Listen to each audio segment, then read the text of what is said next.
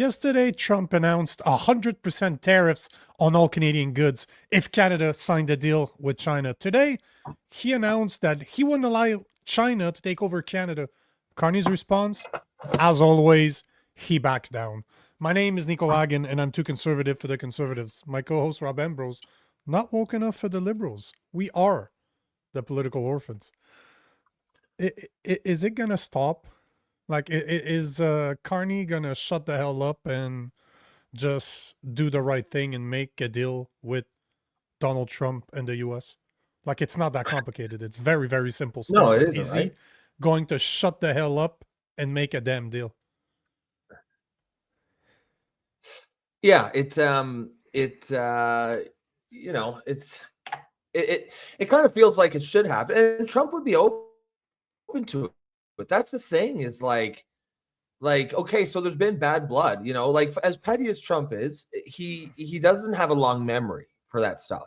If you said something bad against him yesterday, you'll be his worst enemy yesterday. He'll destroy you. But if you come back tomorrow, the next day, today with something nice, he's your best friend.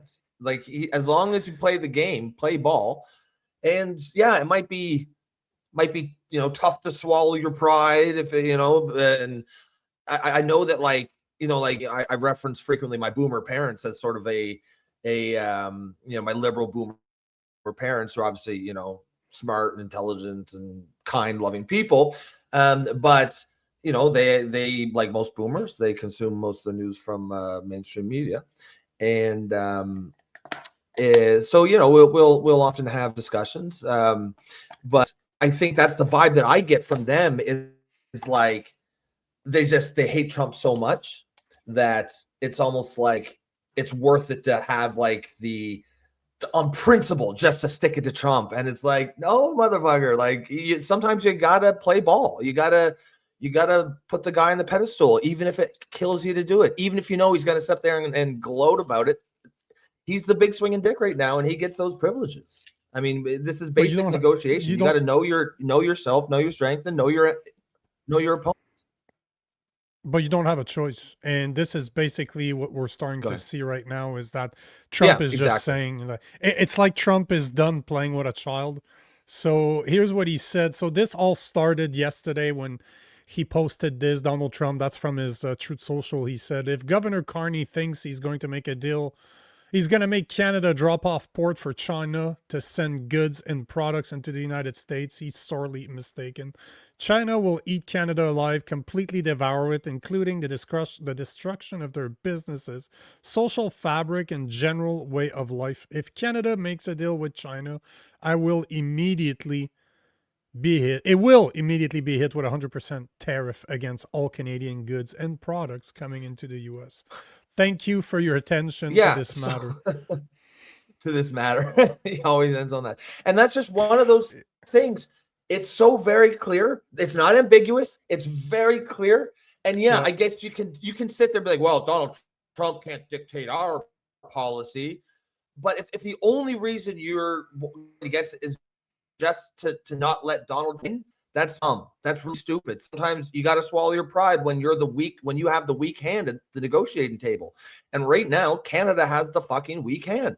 And does it suck for our negotiators that America is headed by someone who has no problem throwing America's considerable economic might around? Yeah, from Canada's perspective, it sucks.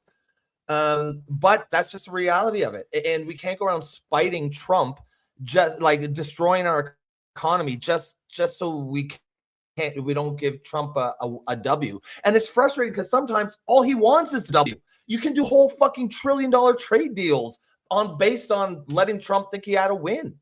Like you can manipulate Trump. He's not hard. He'll tell you how to manipulate him. He just wants to be the top guy in the room. And if that's the difference between crashing your economy and signing a trade deal, you fucking make him that guy. Make him the biggest man in the room.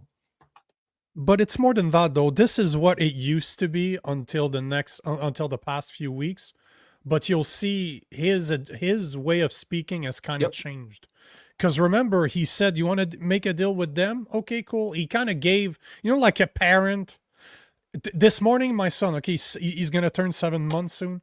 He's playing, he has a chair that he sits in. There's kind of a piece of plastic that hangs over so we can put some of his toys on. And he was pulling on it and he was trying to bite it because he has a tooth that grown. So he's trying to bite on it. And I'm looking at him like, bro, that's going to snap back in your face. Like, continue doing that. It's like, it's hard plastic. Yeah, you're able to bend it, but guess what? It's going to clap you. But I'm not going to stop him. Yeah. I want him to learn. Like, I don't care. If you smack yourself, you'll do it once. And it seems that that's what Trump was doing with Carney. You know what? Oh, you want to make a deal with them? Okay, go ahead. Make a deal with them. But yesterday he said this. So he came out and he said the last thing the world needs is to have China take over Canada. It's not going to happen or even come close to happening. Thank you for your attention on this matter. So you can see that the tone is changing.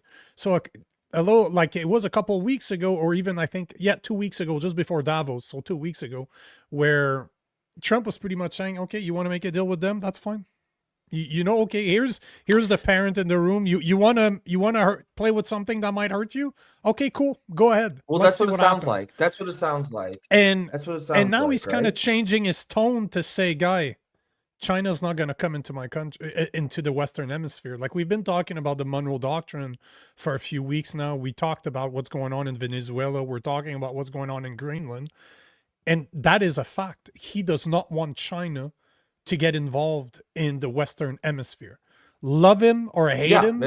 Now it's becoming very, very clear that is not even you're competing with our business. Like, we want to put tariff, because it started as in, we're going to put tariffs on you to help our business grow. We'll take that money and reinvest it in those businesses so that we become more independent, which, you know what, agree with the tariffs or not, that's fine. But now he's changing his tone completely. It's about China. We do not want China to get into the Western Hemisphere through Canada. Which is a reasonable, which is reasonable. Sure. Exactly. And that's what kind of blows my mind, because it seems that that's the part that liberals are not understanding. Like, people like your parents, I bet you they don't understand this. Like, they think that it's the same talking points that Carney made back in April last year. We need to stand up to Trump. No, that has nothing to do. You're an idiot. Yeah. That's making deals they're trying to make deals with China when they buy 4% of our exports, and you're spitting in the face of a country that buys 76%. This is literally the difference between our economy being okay and you destroying our economy. I was going to the gym yesterday morning, and I was listening to very leftist people on the radio, like very leftist. And even them, they did not want to say, they would never say that Trump was right. But they made it clear that, why are we trying to align with China? No, and at the cost of our relationship with the but you cannot do it. It's fine to align with them if all you want is buy their services and they buy your stuff. You know what? I can understand that, but not at the cost of a relationship that's over $950 billion a year. Like, they even said $1 trillion on the radio, because it is $1 trillion, but I use 950 because it's not quite $1 trillion. But all to say that $4 billion shouldn't cost you $1 trillion. You know what I mean? Are you guys absolutely insane? 4% versus 76 never should happen. Never. It should be a no-brainer. You know, I don't want to take this comment from. But hold on. Saxon, don't take comments right now, because we'll take them once we're done. Because there's a couple more things that we need to check before we get into it. But it's exact. Okay, but this is exactly relevant to a point I'm making. I'm just using this as a jumping off point. I'll keep it brief. But you know, people say this all the time. You don't put an egomaniac on a pedestal. Trump is talking out of his ass. Why? They're all egomaniacs. Does it not change? Does it not change the equation if you put that egomaniac on a pedestal, he does not destroy your fucking national economy? Because we've known that, yes, put him on a pedestal does work. Look at all these other fucking pretty jammy deals that other countries get when they just do the pomp and circumstance. No one's saying you have to blow the guy. you make him feel like a big man. You talk respectfully about him, which you should anyways, because he's the president of fucking United States of America. You know, do a little pomp and circumstance, a monkey dance. That shit goes, you get so much fucking mileage from that. I'm talking real world mileage, like shit that can actually help your economy. And you have to swallow your pride for a fucking hour. Like that's this idea, like, oh, you don't put an egomaniac on a pedestal. Well, if he has the power between life and death over your economy, yeah, you do. Especially if it's going to fix it, if it's going to prevent the destruction of your economy. This is such a no-brainer to me. But anyways. But that's business. Comments like that. But comments like this just proves to me you've never been in business, because how many times when you make a deal, you have to swallow your pride.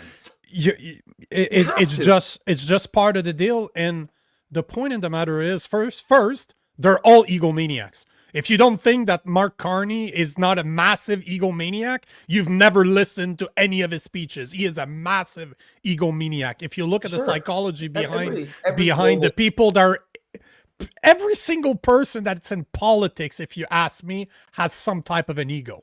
I'm not saying that they're psychopath, but I'm saying that they all have some type of ego. It takes something to say, I want to do this. So at the end of the day, if you look at the psychology, it does show that the people that are interested in politics are massively egomaniacs. Not all of them, but to a certain extent, yes. So don't get fooled. Plus, as you said, you need to kiss the ring. At the end of the day, we don't have any leverage whatsoever, and they buy 76% of our exports. How many times have we said over the past few months that should you diversify? Absolutely. Every business out there should have as many different customers as possible, so that if something happens to one of your customers, you're not down 76% of your money.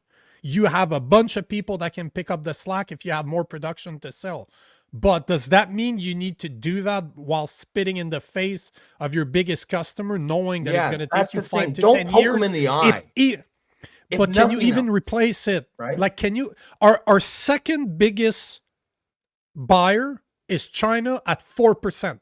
So it goes from 76% to the US 4% from to 70. 2%. And if you look, 76. But if you look at the posts from the liberals, they're always saying, oh, China is our second biggest customer. Yeah.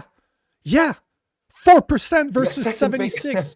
No, but they're smart. They're not showing the numbers, because everybody, if you saw the 4% versus 76, what are we even talking about here? But what do you think happened? Yeah, here's the response. It's a nonsense conversation. No. So here's what happened. And look at Carney's response today about 6-7 hours ago. He went in front of the journalist and he said the following. We have to keep the focus on protecting Canadians, protecting our communities, protecting our borders, protecting our way of life, and supporting many Canadians who feel a squeeze, the cost of living, affordability. How are you responding to Trump's threats about 100% tariffs? Well, the first thing is that Canada respects our engagements, our commitments. Il y a des engagements dans la CN. He always goes in French when he doesn't know what to say in English. That not to pursue free trade agreements with non-market economies without prior notification. We have no intention of doing that with China or any other non-market economy. Sure. What we've done with China is to rectify some issues that developed in the last couple of years. In many respects, we're going, to use the expression, back to the future with respect to EVs, with respect to agriculture, with respect to fish products and other food products, but with additional protections. So for example, back in 2023, we didn't have a cap on the number of EVs. We didn't. So basically, blah, blah, blah, blah, blah, blah, blah, blah, blah. He backed down because 2 weeks ago, he called this, and I quote here, a new strategic partnership. He made it sound like China would replace our biggest customer, that is the US. Now, Trump, as you saw, threatened Canada for 100% tariffs on every single goods that goes into the US. Then today he said, yep, no, I'm not going to let China take over Canada. And of course, Mark Carney does what Mark Carney does every single time he acts tough and Trump calls him out. He backs down, he elbows down, and he does exactly what he did there. Well, and but then, you know, but hold on, let's check this, because Trump couldn't let that go. He said something that was actually pretty funny afterwards. But here's what Trump posted a couple hours ago. China's successfully completely taken over the once great country of Canada. So sad to see it happen. I only hope they leave ice hockey alone. He's a troll. Don't ever forget that Trump is a massive, massive troll. He's a troll. Let's be honest here. So, yeah, and so here we are now with the bullseye back on us, because I feel like it felt like we were kind of slipping under the radar screen. He wasn't really looking. You didn't hear much of the 51st state stuff. He wasn't really picking on Canada as much when he was focused on Greenland. But now that he sorted that out, Carney's going, oh, hey, look at this bullseye. And now Trump's got his eye firmly, because he's clearly into this China thing now. This is big to him. And like, it's, you know, it's fucking, it's just, the people who say stuff like, oh, well, you can't give in to them. These are people who exist in a fantasy world. Ironically, it's the world. The fact is, America has pulled its punches throughout the rest of the world for the last 4 or 5 decades. America has not thrown its weight around in a way, because they've been generous. Like we see now with Trump, finally, from their perspective, bad for us, they have a president willing to throw the weight of the United States government around. And we can see now, holy shit, there's actually a lot of power there. They can really fuck our days up. The fact that they haven't been doing this for the last 50, 60 years, the fact that, you know, civilized older liberals can sit around and be like, oh, well, you got to stand up to a bully. Ha ha ha. Like they live in this world where he won't actually do something to you, right? Yeah, you do have to stand up to the bully if you're literally 3 years old and the bully is a fucking MMA fighter and he's gonna smash you in the face if you don't, if you do stand up to him, right? If the odds and the odds, like, that's what we're talking about. We're not even talking about David and Goliath. We're talking about like fucking David and 1,000 Goliaths. And so when you're in that position, yes, in the real world, Trump, that old world order is gone. Trump will use the full force of the United States government to hurt countries that piss him off. And it looks like he has, you know, there's a whole lot more power that America had that they chose not to use. So we thought we were invincible. But it's not even, see, I don't even like when they call Donald Trump a bully, especially, I don't care what he does around the world. Like, we'll talk about the Canadian-US relationship here. It's Carney. So Carney's basically that annoying little brother that keeps on poking people, insulting people, talking against people. And then once the person looks like, hey, bro, what are you doing? You can't do this, or else. Smacks you in the back of the head. Now he screams, I'm a victim. Bro, you've been trying to piss people. You've been trying to piss him off for months now. He's been antagonizing Trump for months when Trump has leverage and we do not. That's a fact. Like it or not, love Trump or not, love Carney or not, Carney has been trying to, he seems to be doing everything possible to piss off Trump. And I think Trump is a lot more patient than I would be. If I was him, I don't think I would have been as patient as Trump has been over the past 8 months. So obviously they have a relationship. Obviously they know each other. To me, I think it's a game they're playing to make us talk about it. But hey, I don't have the proof yet. But all to say, he's not a bully. Like, if I had to quantify him, he's really someone that will insult others, that will scream in people's faces. You know, somebody that gets up like an inch to your face and starts screaming in your ears. You just smack him. You don't even beat him up. You just give him a smack, and then he's gonna call the police on you for assault. This is what I'm seeing from Carney's past 9 months of dealing with Trump. It's absolutely insane. Yeah, and I think that archetype, or that sort of figure, mental picture, I think that fits. I think another one that I find fits for Carney is just of someone who's being completely overplayed, who called a bluff on a big stakes poker game, and it was a bad bet. Like, And when it's obvious that it was a bad bet, he keeps doubling down on that bet. Like the bluff isn't working. There's only so much we can do to a guy willing to use the full force and power of the United States government. He could pull out a Kuzma and devastate our fucking economy overnight.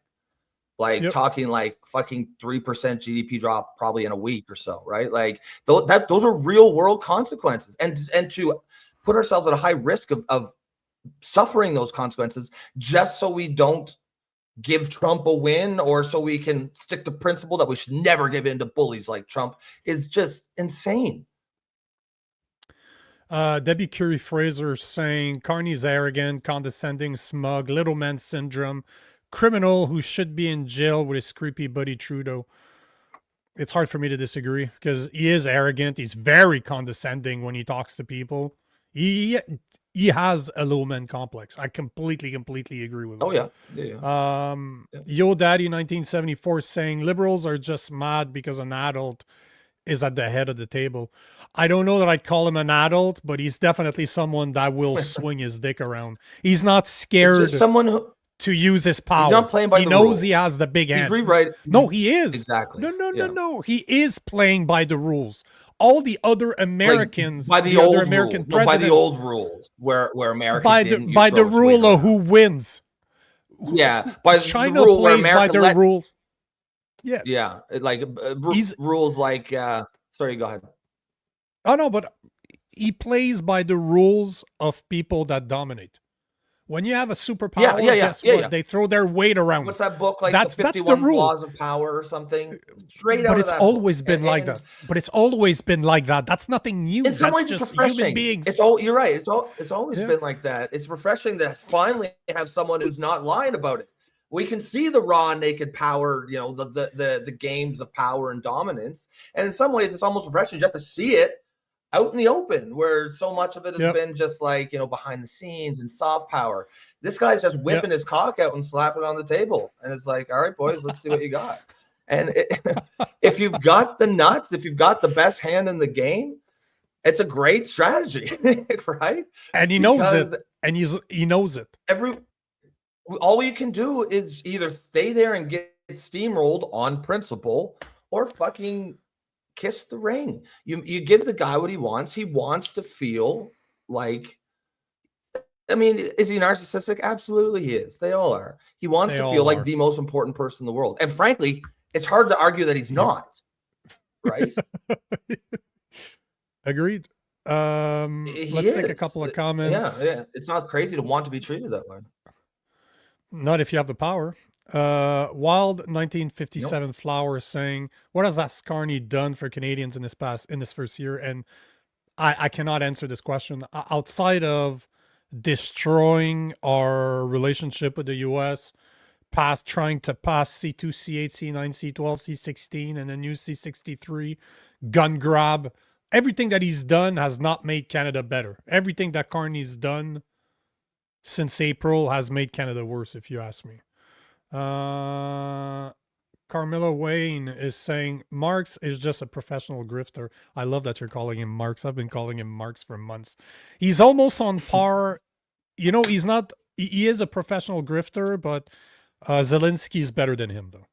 Grifter wise, Zelensky's like God mode grifter. Like he is the highest paid actor in the world. He's a fundraiser. Highest paid. I saw that post. I think it was from last year. It was The Rock that won the most paid actor in Hollywood. I'm like, yeah, no, he's called Zelensky. The Rock got nothing on Zelensky. Last comment. Thomas Gordon is saying liberals ruin the economy, then try to blame Trump. That's basically what they've been doing.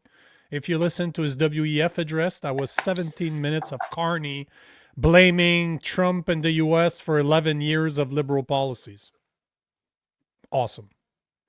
That's basically what I mean. At the end of the day, you know, let's say, you know, you're I don't know, you've got a giant building or something that you don't take care of, so it's in garbage shape, and then a hurricane comes and it destroys your home. but your home would have survived if you put the work into it in the years before. Who's to blame? Is it the hurricane's fault for the fact that your house is destroyed? Or is it you because you didn't take care of your home and you put yourself in a position where a natural disaster, an act of God, could destroy you? Well, it's even more than that, though. But it's even worse than that. It's even worse because we literally kept our natural resources in the ground instead of digging, drilling, and become top 3 superpowers in the world because we have the natural resources to be that country. Tracey, thumbs up. Can you hear us? We can see you in the back, ready to go. I'll take that as a yes.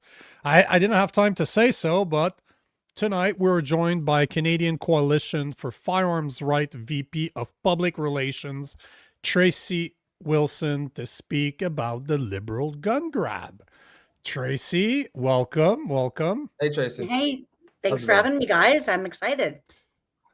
Thanks for, you started following me last week, and I've been following the CCFR for years as a gun owner. In my head, you're the biggest lobby group in Canada when it comes to gun rights. So as soon as I saw... Yeah, I had reached out to you, but it seems like I didn't have the right email address. So when you started following me, I'm like, is going to happen right now. So here we are.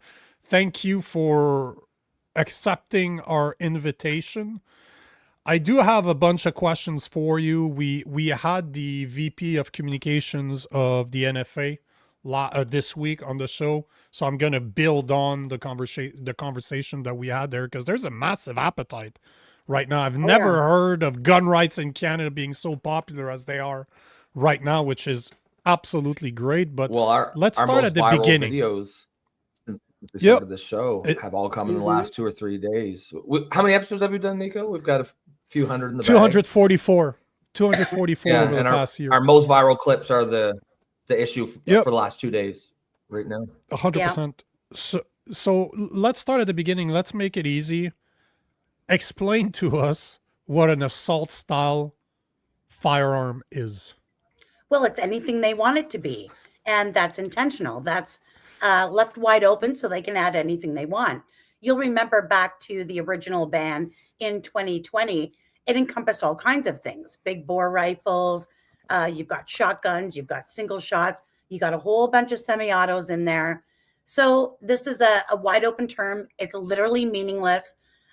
We've taken this to the federal court, to the federal appeals court. We're actually waiting to hear back from the Supreme Court now, if they'll hear our case, but they've refused to define it definitively because then they wouldn't be able to keep expanding it. So it's a term that means absolutely nothing. It's whatever they want it to be. And it's a catch-all for any firearm that they decide that they want to ban from us, which I assume at some point will be all of them. Do you want to explain the gun grab in your own words? Yeah. So this is an attempt to disarm Canadians. And it's always a lot easier to do things death by 1,000 cuts, right? I mean, if they came in and outlawed every single gun right away, we'd probably have riots in the streets. So what they've done is they've started chipping away. If they'd just done the AR-15 and left it at that, most gun owners in Canada, and I see it, unfortunately, it's not a united voice. And we see it in some of the hunting groups where they're like, well, you can't really hunt with an AR-15 anyways, so you don't need that, and then they come for the handguns and they come for the semi-autos and the big bore rifles. And it's happening exactly as we said it would. So basically it's a slow march towards disarmament. Unfortunately, it's not as slow as I'd like it to be. We are alone out there in front fighting it. In fact, like I mentioned, we are waiting to hear back from the Supreme Court if they're going to hear our case. We've tried to fight this in the courts, in the court of public opinion. We were the 7th largest third-party political advertiser in the last election, the only gun group to show up for the election. We spent almost $500,000 educating Canadians. We have been killing ourselves over here, trying everything we can. And I will say, as much as we lose, there's a bunch of successes too. And what we opened the show with here, with my part of the show anyways, talking about how it's a mainstream conversation now. I would like to think we've played a big role in that, because most Canadians, nobody's sitting around feeling bad for gun owners with their AR-15s and their handguns. But when they start seeing, the absolute lack of resources and effort put into combating crime, which does affect their lives, right? More and more people every day. At the same time, they're wasting, $750 million on this gun grab. That's when the conversation starts to include, the normies, I call them, the people who may not otherwise care about our firearms. So, and then, so it's okay. Rob is a normie, just so you know. Rob's that's okay. and then so he is a normie. I'm one of those normies. Yeah. Yeah. Well, and actually, I was going to use that as a jumping off. Well, I just want to include one other thing we've been really busting our butts with lately is we've got this group called the CCFR Insiders, and they're our monthly donors. And Rod and I hold meetings with them every month, and we talk about stuff. And one of the guys from that Insiders group contacted me, and he's like, hey, have you thought about reaching out to individual police force associations and seeing if they'll support this or not? And I'm like, okay. So I started, that's what we're seeing. Yeah. So I started, going through their websites, and actually to find the contact information, it was like really work intensive. And we are a small group, small but mighty over here at the CCFR. We do a ton of work considering how few people we are. So I had this volunteer say, hey, let me put together a spreadsheet. There's 148 municipal police forces across the country. And so he found all the contact information for them. Some of it bounced back, not right, but a lot of it went through. And, I didn't hear back from many of them. And I kind of thought, well, I don't know if that exercise was fruitful or not. But now, after the last couple of weeks, seeing all these law enforcement agencies coming out against it, I think Waterloo even came out yesterday. It's starting to show that they're finding the courage to speak up. And the list of who is supporting it has now become, the shorter list to repeat than who isn't. So, so I think that's a really positive move. And then I know when you were talking to the NFA guy, you were talking about Alberta or Ontario, how Doug Ford came out very strongly against that. Well, my phone rang today as I was sitting on the couch after my grandson's soccer game, and it was Doug Ford. And he called me personally, and we talked about his statement. No way. He's actually, I talked to an awful lot of politicians. We are by far the most politically active group in the country. But he's meeting with Carney on Wednesday, and he's going to be bringing this issue up. And so I gave him a bunch of advice. That's kind of our plan A. I'm not always the biggest fan of Doug Ford as a conservative. He's not very conservative, but at the same time, he's definitely got Carney's ear a lot better than I do. So, So we'll see. You'll fit in around here, Tracey. Oh yeah, like I'm telling you, we are pulling every string we can, and then of course we have that project coming out now. Yeah, sorry. Go ahead. Wow, that's actually really impressive because as Diego said, so I'm kind of the normie in this. Most of my understanding of the gun issue has been part of the show. Just sort of Nico's brought that issue into the show with him. So that's where my knowledge comes from. I think I'm like probably the normie Canadian where, I want guns to be legal. I'm okay with some reasonable restrictions on them. I oppose gun grabs. And you're right. I don't have a whole lot of sympathy for AR style weapons being banned. Sure. Now, my question though is, I was under the impression, I'm not anymore because I'm in the show, but like I said, I think I've got a pretty good ear on the normie Canadian on this issue. And I suspect that the vast majority of them think that all these gun grabs that they might hear about in the media, bits and pieces, are basically only AR style weapons. Yes. Do you have any resource? Is that at least your experience anecdotally? Because that seems like that could be a huge pressure point, because I think you wouldn't have to change any minds, just raise the awareness of the issue. Yeah. So that's been, excuse me, a major focus of the CCFR since we were founded back in 2015. We've gun owners. I've been a gun owner for 30 years. I've been a member of all kinds of groups. And I think we kind of suffered from some bad branding. We were told to keep our our sport and our hobby and our lifestyle on the down low. Don't wear gun shirts. Don't put gun stickers on your car. Hide it. The problem is we never normalized it. Yeah. So a few years ago, we recognized that this was a very serious problem, and we need to reach out to the normies and start normalizing this stuff. So we founded National Range Day, which is the first Saturday in June every year. It's become a huge event at well over 150 clubs every year. We open our doors to the public, let them come in. And that's the idea, is to come in, let them try these firearms. People who maybe otherwise would never have that opportunity. And all they know about guns comes from Hollywood or politics or the media, press conferences with scary silhouettes of firearms on the podium, stuff like that. So that has been wildly successful. I host a great big one here just outside of Ottawa. I get well over 1,200 people come to my range day. It is packed. We also have the only national women's program where we have women taking women to the range. And there's a method to my madness there. And women are decision makers. Important. Women vote. They make decisions for their family. They decide what their kids are allowed to do. And a lot of, suburban or even urban soccer moms, they don't have the greatest opinion on firearms. So my idea was, I can argue with these people all day long and debate them online, or I can just take them to the range.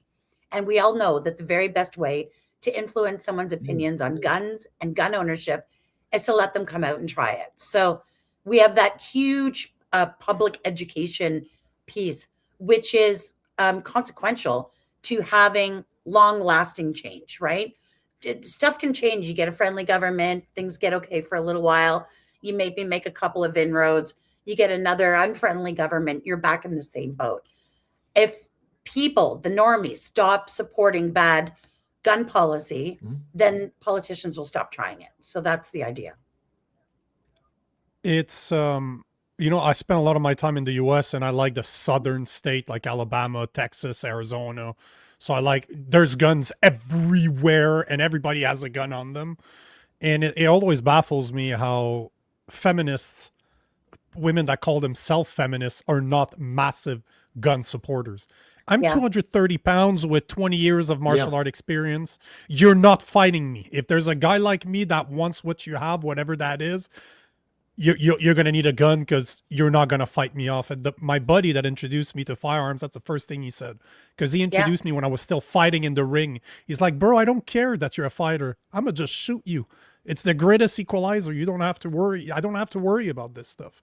But where I wanted to go with this is, the gun ban, or the gun amnesty, should I call it, is set to expire on October 30th this year, which means that all those prohibited firearms and devices are going to be either given back to the police. At least that's what they expect us to do, is to give them back to the police, or permanently deactivate them prior to that date, or else Canadians like you and I are going to become paper criminals.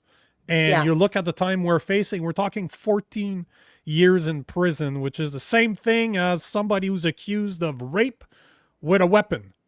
So this is serious time. So the question I have for you is, from your experience, because you've been with the CCFR for a long time, why do you think that they're going after law-abiding citizens instead of the criminals that commit crimes, considering that 90% of the guns used in crimes in Canada come from the US? So why is it? Because it's not us. It's not law-abiding citizens that are actually committing those crimes. And why do you think they're coming after us instead of securing our borders? Because it's pretty simple. The problem's at the border. That's where the problem is. Yeah. I'll tell you exactly why. So this is going to be painful for a lot of people to hear. But the reason they're not going after the criminals is because they need that. They need that crime and violence to scare people into supporting these ideas. And it's politically motivated. There is, there's a disarmament agenda, a big overview, 30,000 feet above, global type stuff. But aside from that, there's also the ability to keep people divided on these issues, was something we saw a lot during the Trudeau Liberals. And I just want to say to Rob, I'm old. I'm way older than you guys, but I'm old enough to remember the the old Liberal You're Party like a day is over not, 29. I have a daughter older than that. So yeah, I have a daughter in her mid 30s. She's 35. So yes, I'm old. Oh, wow. But yeah, so this party is not the Liberal Party of our parents, or my parents, that's for sure. No, absolutely. We made that argument here too, yeah. Yeah. And so, I don't look at modern liberals the same as I did traditional liberals. I mean, they're the natural governing party, right? Traditional liberals, and a lot of young guys may not know this, but, back in the day, that was more your centrist party, right? It's very different now, of course. But these are issues that keep people divided. And you see that the last thing they need is exactly what you guys are doing, where you get a guy who's on the right and a guy who's on the political left, and you come together and you find out you don't have so many differences as they want you to. So this is divisive, and it's a long time coming. There's a lot of pressure from the anti-gun lobby groups. And the reason they're not focusing on crime and violence is they need that. They need that to keep supporting people who are afraid. And I mean, I want all Canadians to be safe. I don't want people to be afraid in their homes. But they keep you afraid of firearms. You have a shooting on the Danforth committed by a criminal with an illegal gang affiliated handgun. And what do? They call for gun control. Not a single thing they've done in gun control would have prevented that tragedy or most of the other ones, right? So, they use it, unfortunately, and that's a horrible thing to do to your citizens. Today, I had a call from CBC. They're out in British Columbia. There's a protest out there they're protesting the, all the extortion going on out there. And the CBC reporter wanted to talk to me about self-defense and what's legal and what's not.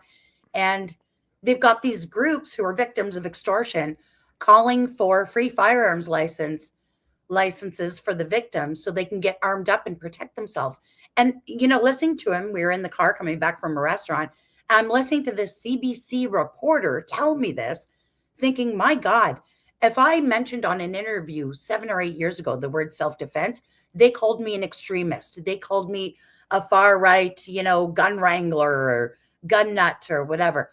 And here we've got normies who don't own guns at all, who are demanding that the government not give them just firearms licenses, but arm them up so they can defend themselves. And I thought, what is going on?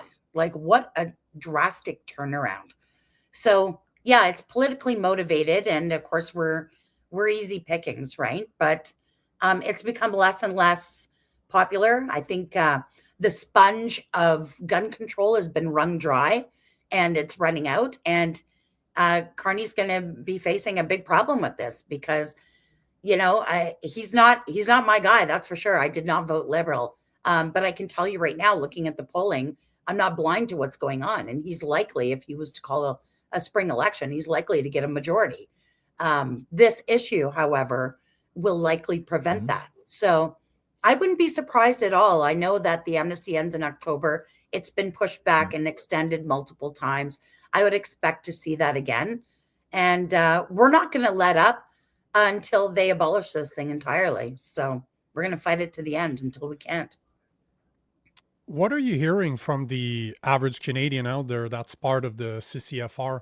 Like, because I do a lot of research, obviously, for shows like today. I'm extremely researched and I know what's actually going on. Plus, I have access to people like you, so it makes my job a lot easier. But the average firearm owner does not have access to you, doesn't get to speak to some of the most well-known gun lobby groups in Canada. So what do they tell you? Like, what are you hearing from the average Canadian when they hear guys like me have videos go viral saying, dude, you're looking at 14 years in prison?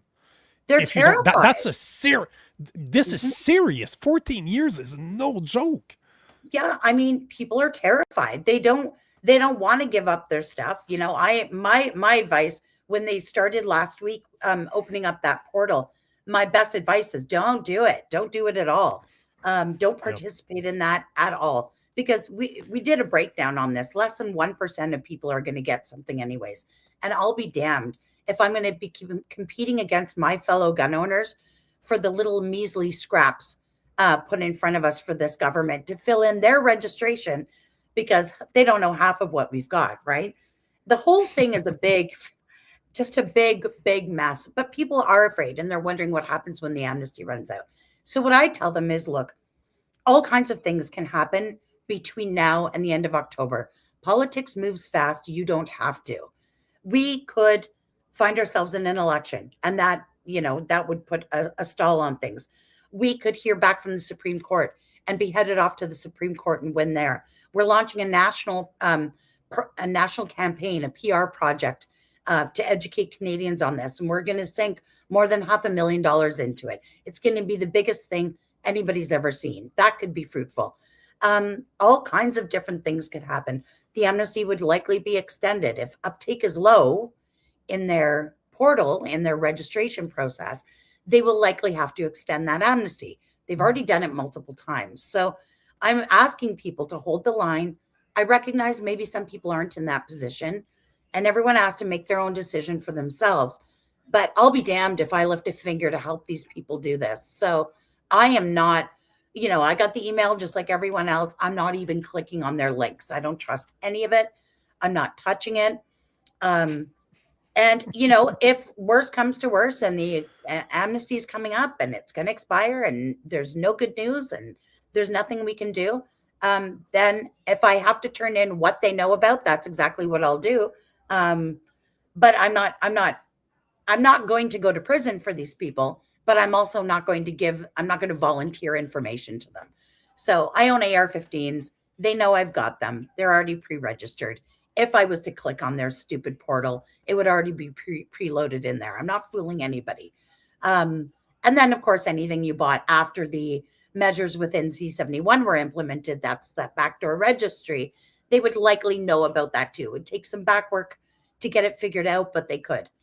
They're not going to be going door to door and inspecting and seeing if you've got a banned gun. They don't have the resources for that. The minister himself told us on that leaked audio that it's not going to be enforced. I'm the one who leaked that audio, by the way. That was a lot of fun. Thanks for ripping into my further question. Thanks a lot. Oh, sorry about that. But, but what they'll do is they'll probably take a few people, probably myself, maybe my partner, Rod Giltaca. They will make an example of us. They'll come to my home.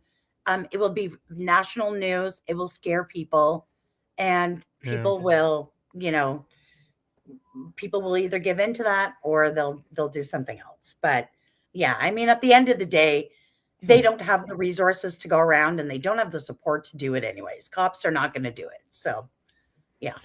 That's been pretty clear, because up to now, Alberta said no, Manitoba said no, Saskatchewan said no, the Yukon said no, Ontario said no. If Quebec has an election this year and the people that are winning that election by a massive amount are separatists that already said they support legal gun owners. The OPP said no. The Toronto police said no. New Brunswick police forces are saying no. Mm-hmm. Does that surprise you? Is that surprising to you that all those police basically the RCMP? Saying, yep, nope. That's the only ones. Well, I've also spoken to the National Police Federation, which is the RCMP union that represents the frontline cops, right? There's a big difference between the brass and the cops. Oh, yeah. And the guy who represents the cops was like, no, we're not doing that either. So when the minister says he's going to have the RCMP do it, the RCMP have not agreed to that either. The rank and file or not? Yeah, wow. They are the National Police Force, and they're under the purview of the Minister of Public Safety. But this is going to become a national crisis for them very quickly. And I'll tell you why it's this way, is because a lot of cops are gun guys too. And even the ones who aren't, they didn't sign up to run around chasing and bothering people like you and I who've done nothing to deserve this. They signed up because they wanted to serve their communities. They wanted to catch bad guys, put them in jail, and make our communities safer. Chasing around law-abiding gun owners is not it. So, and that's also dangerous, right? It's very dangerous. That's not a comfortable situation to walk into. No, and they don't have the resources for this. They're stretched thin. They're busting their butts out there, arresting all these repeat violent offenders that the courts are spilling right back out into the street. they want to go home safely to their families. They don't want to do any of this. So I hope it doesn't have to, push come to shove. I hope in time that the minister, or at least the prime minister, will come to his senses and be a little more pragmatic on this. But we can't count on that. So we're doing everything we can and spending every dollar we've got to fight it in every arena possible. So, yeah. You need to get on more shows like this one. There's not a lot of conservatives, unfortunately, in Canada that have the balls to speak about this because they know it's not good for their algorithms of their social media platform. It's unfortunate, but I can tell you, you're always going to have a place here to come speak about this because I'm going to speak about it no matter what. So I appreciate that. Thank you for covering it. Yeah. I don't have a choice. I do not have a choice. I don't have a choice. One of the things that I know because I'm a gun owner is we're very fragmented as gun owners, right? We have, I used to have my black badge. I used to compete in handguns in Canada. So I went above and beyond, but I'm a very small percentage of gun owners. Most gun owners will never go down that path. And we always have a divide between competitive gun owners or people that like nice rifles. I'm a big fan of the Tavor platform. That was my first gun, and it's my favorite gun. Love the Tavor. I'll take a Tavor over an AR every day of the week, but that's just me. But do you think that what we're seeing right now is finally gonna align the hunters with the more competitive guys, the guys that just like to shoot guns, not necessarily hunt with them? Because it's always been a problem in the past. Yeah, and I mean, you also have to remember too, we're divided not just along the shooting sport genres, the hunters, the sport shooters, the tactical dudes, the sporty dudes, long distance shooting, skeet, there's so many different genres, but we're also sort of divided along age groups. And that makes a big difference. I speak at a lot of clubs. I speak all across the country. I speak out of the country. I'm actually headed to Nashville next month. I've got 4 different speaking engagements on the big stage in Nashville at SCI convention, speaking directly to hunters. But this affects them too. I mean, we partnered with Jim Shockey, Canada's most legendary hunter. And right in that very first ban, in the 2020 ban, he had some of his most prized hunting rifles banned because they're big bore rifles, right? He's traveling around the world hunting with them. And, he did a video for us, and he's sitting there in front of a table with his 2 prized hunting rifles that are now banned. And he's like, this is an assault style anything. I mean, they look like something my grandfather would have owned, right? So I think, we've been tapping into that because, like I said, a lot of the older hunting type dudes are looking at what's being banned and saying, it's all that black scary stuff, that tactical stuff.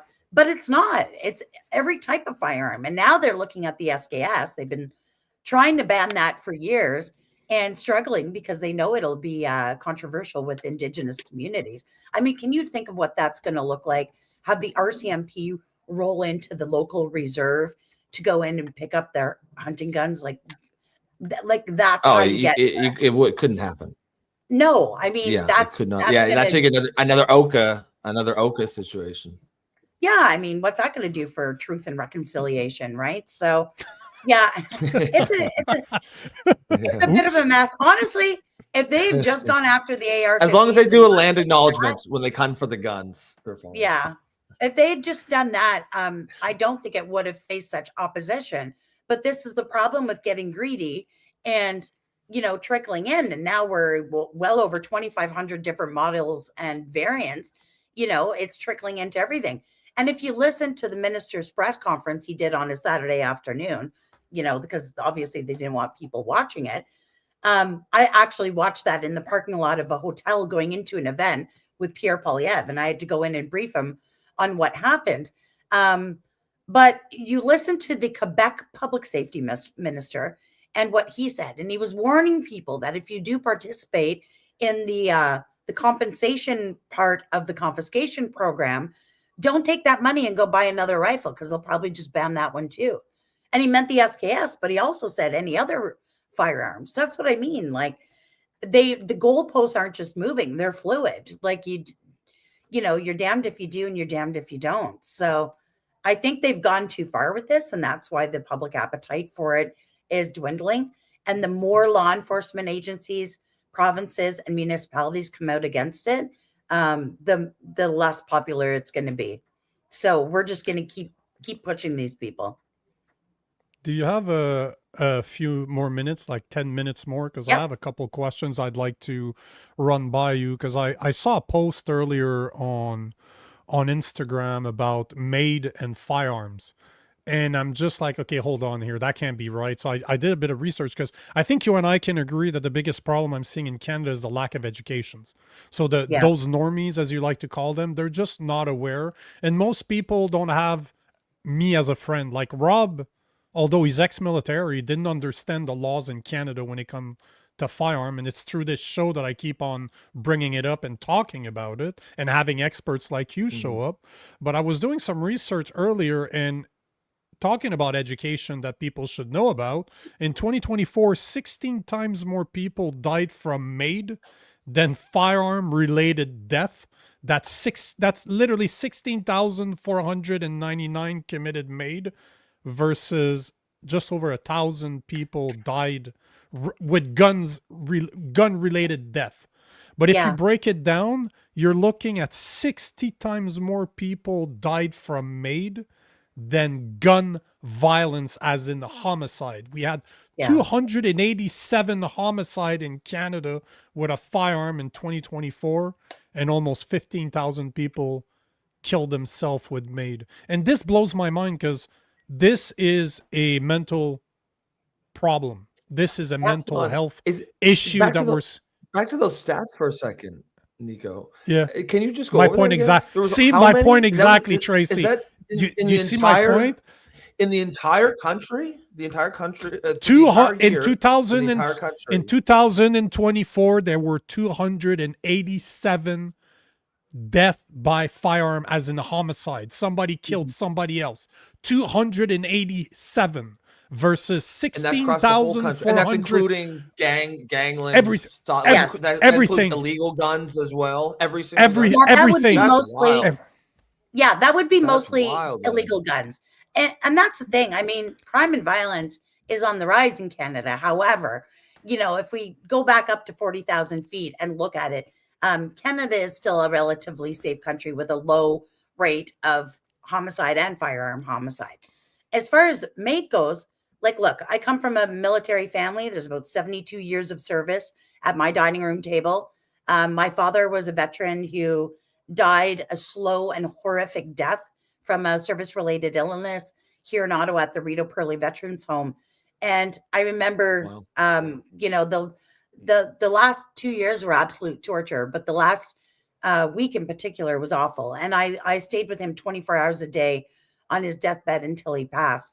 And I remember throughout the night thinking he was a wonderful, brilliant, stately, loyal man, and I cannot believe that he's been reduced to leaving this earth in this way. And that is the instance where MAiD would have been an appropriate choice. But we've seen in Canada the expansion of that, where they're going into people with mental illness problems.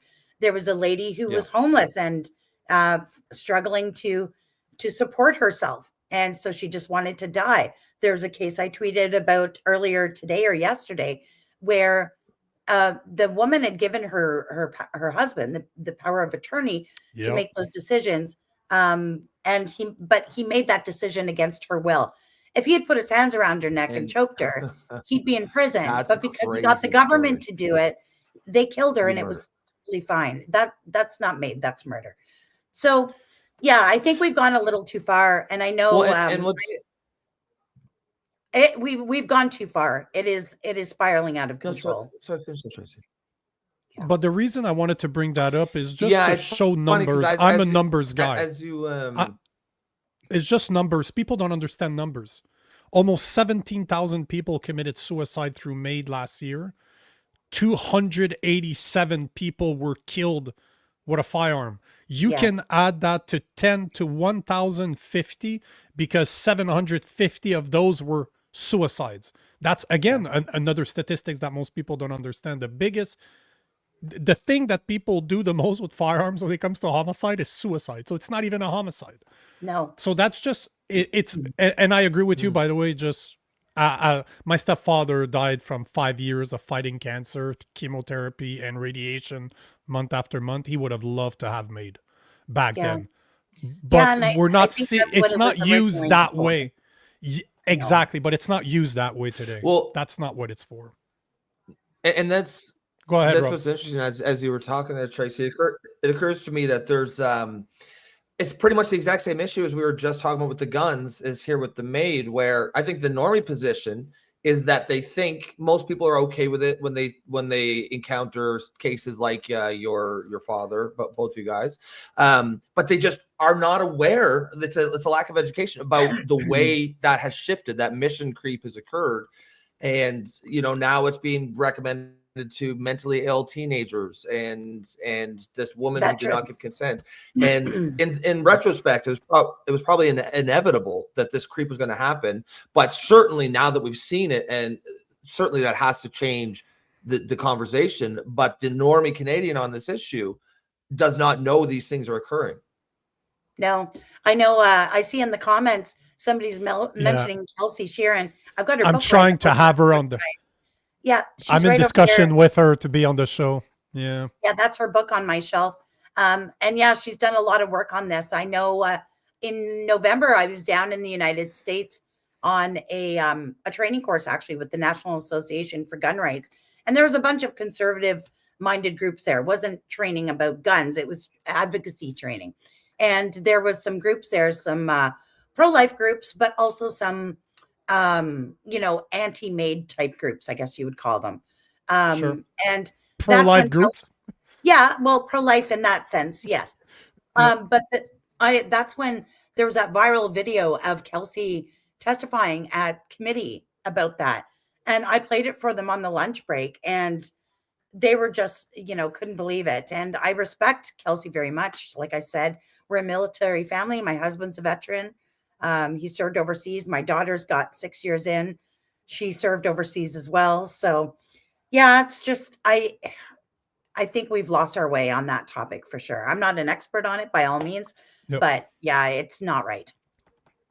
It was just to bring on the statistics because I'm a fan of Kelsey. Because I'm a fan of Kelsey. I wanted her on the show. We've spoken before. A little bit. I do know her. Yeah. Yeah. No, I do know her. It's just she's so busy. She's agreed. Oh, okay. Yeah. She's agreed to go on the show. It's just a matter of setting it up. Oh, okay. But she's ex-military, so she's the perfect person to actually speak about it. Before I do let you go, though, I did have one more question for you because obviously education costs money. Obviously, educating people ain't free. And I got a feeling that that's why you guys are doing this new contest. It's Raining Guns. I got a feeling that it's to raise money to do that exactly. So I figured I'd give you a minute to explain what that is and kind of do your pitch for it. So, I appreciate that. Because I'm interested to hear it too. I'm interested in hearing it too. So we've got this big national PR campaign that we want to roll out, and it's going to be very expensive. And of course, the more money we've got to spend on it, the more we can do it. And it's to educate the public, which is very important. It's vital to this fight. So the more people we can get it in front of, the more money we're going to need. So Rod came to me and he said, yeah, I've got this idea for a contest. I want to give away 100 guns. And I was having a sip of coffee. I spit it all over the place. I said, what are you, nuts? 100 guns? And right away I was like, no, we're not doing that. That's insane. We can't do it. And we reached out to our business members, and yeah, they've been very generous with us. We are giving away 100 guns. So we're doing our part to flood the market with guns, of course. And when he told me about it, all I could think of was that song, It's Rain and Men. And I'm like, it's rain and guns. There's going to be guns everywhere. So yeah, you can go to ccfr.ca, find the button there for every $20 Nico's favorite donation. song, actually. Yeah, for every $20 donation, you get an entry into it. And then, yeah, in May, we're going to sit down and do a very long video and draw for 100 guns. So, yeah, we need all the help we can get. It's been wildly successful in these first few days. And, maybe we can take this national project and just blow it up. I can't really divulge what it's about because it's a little bit top secret. It'll come out in our next podcast. But, Yeah, it's going to be nuts. Ooh. So yeah, you have a great opportunity to win some cool guns. What are those guns, by the way? Are any ARs in there? Any Tavors in there? I don't know the entire list. No, but we had one retailer give us 40 guns and another one gave us 20. So that was like a big chunk on the list. And then they've been trickling in ever since. So there's shotguns, there's rifles, there's all kinds of stuff. And I think once I get the list updated, man, I might get in on this. Yeah, man, like $20, what can go wrong, right? And that way, at least if you're making a donation, we're going to draw 100 prizes. That's a lot. So your odds are really good, right? So that's very cool. I really like that idea. Yeah. So CCFR.ca. I looked at it today. It's super easy. CCFR.ca. Click on the link, and then you click on that massive button. So it's very simple. Yeah, just click the button. It'll take you right in there, and it's super easy. Enter now, enter often. So come May, we're going to draw for all those guns, and it's fun. Yeah. That's cool. Yeah, Tracy. Tracy. Then if I win, I'll get the chorus, and then I'll become super political too. So yeah. No, you'll give it to me. It's fine. I'll take it. You can't have it right now if you don't have your license. I'm gonna transfer it to me. I'm gonna start my own collection. I'll take it. You have to get your license first. Yep. Get your license first. I will do that. Tracy, it was awesome having you on. Thanks for being here.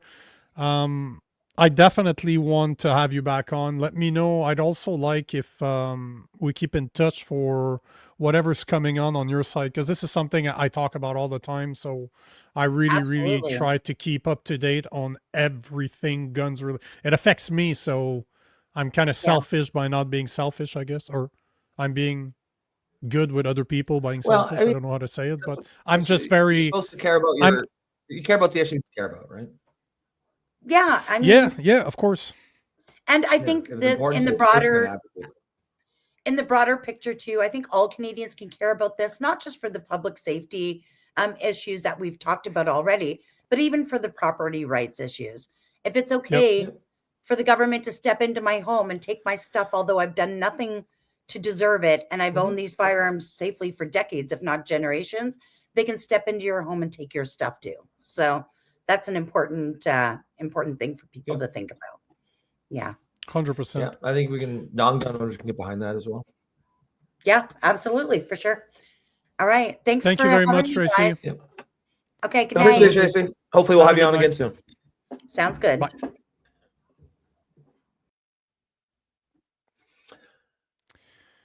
There it is. Oh, there you have it, man. Yep. Yeah, that was cool. I've been trying to get her for a while. I'm just happy because I thought that my talks against Pierre Poilievre and his party had kind of got me in trouble with the firearm lobbies in Canada. But we had two biggest gun lobbies in Canada over the past week. So I guess that it's all good. But I'm happy that she started following me. I reached out. I'm like, yes, because she is the person. Like, if you follow gun rights or gun issues in Canada, she's always the face that you see. So it was cool having her on.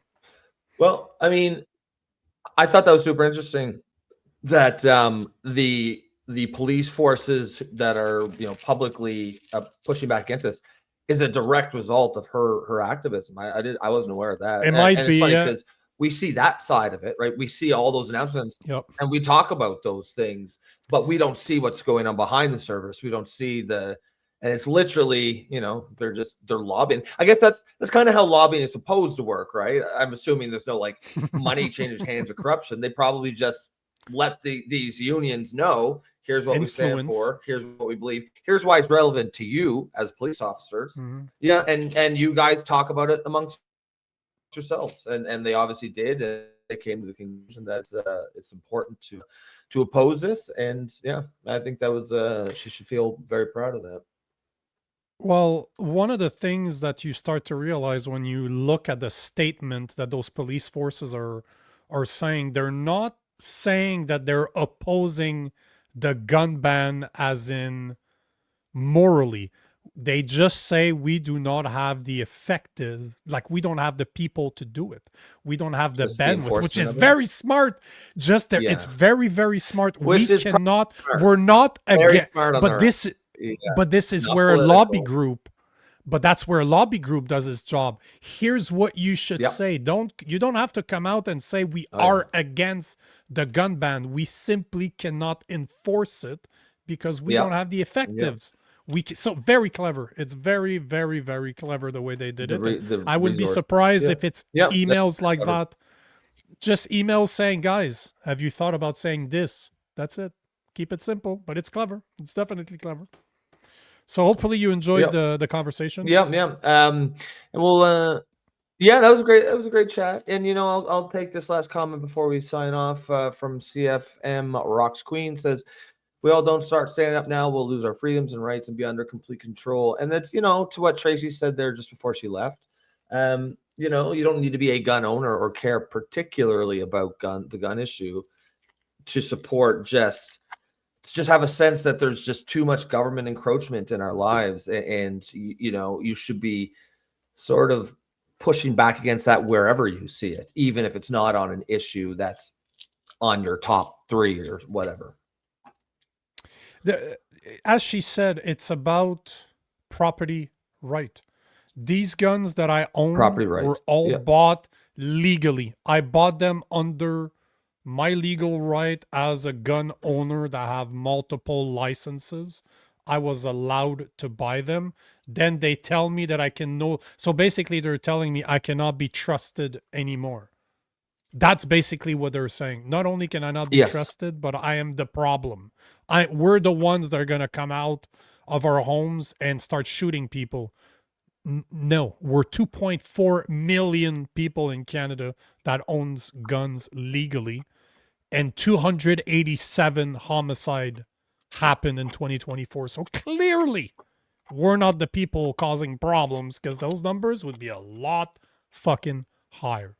So yeah, great interview, guys. In the comment section, guys are listening. Well, hopefully you enjoyed this. It was a great interview. Yeah, I hope you guys enjoyed it, because they're not easy guests to get, but once you have them, that means they always want to come back after their first time. So they're hard to get the first time. Well, we have a good time. But once we got them, we got them. Yeah.